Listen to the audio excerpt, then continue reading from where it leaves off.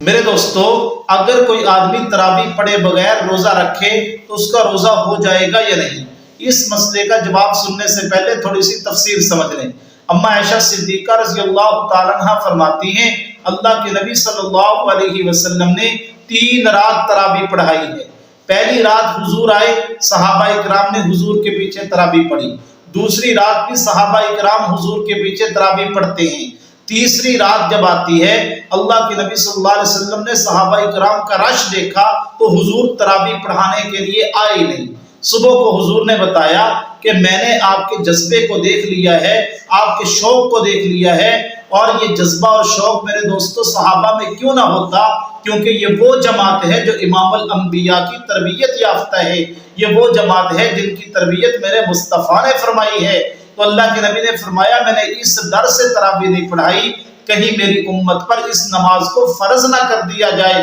تو میرے دوستو، اس حدیث مبارکہ سے یہ بات معلوم ہوتی ہے کہ غازِ تراویح جو ہے، کوئی بندہ شرعی عذر کی وجہ سے چھوڑ دے تو وہ گناہ گار نہیں ہوگا، لیکن بغیر شرعی عذر کے تراویح کی نماز کو چھوڑنے والا گناہ گار ہوگا۔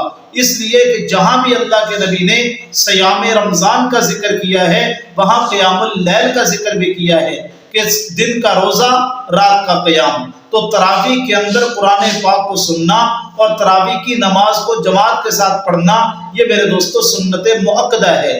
روزہ فرض ہے، تراویح کی نماز سنت مؤکدہ ہے۔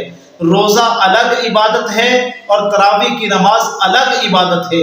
اس لیے اگر کوئی بندہ تراویح کی نماز پڑھے بغیر روزہ رکھے تو اس کے روزے پر کوئی حرج نہیں آئے گا۔ ایسا نہیں ہو سکتا کہ ایک بندے نے تراویح نہیں پڑھی، وہ کہے کہ اب میں روزہ بھی نہیں رکھوں گا۔ نہیں میرے دوستو، تراویح نہ پڑھنا یہ علیحدہ مسئلہ ہے، اور روزہ نہ رکھنا یہ علیحدہ مسئلہ ہے۔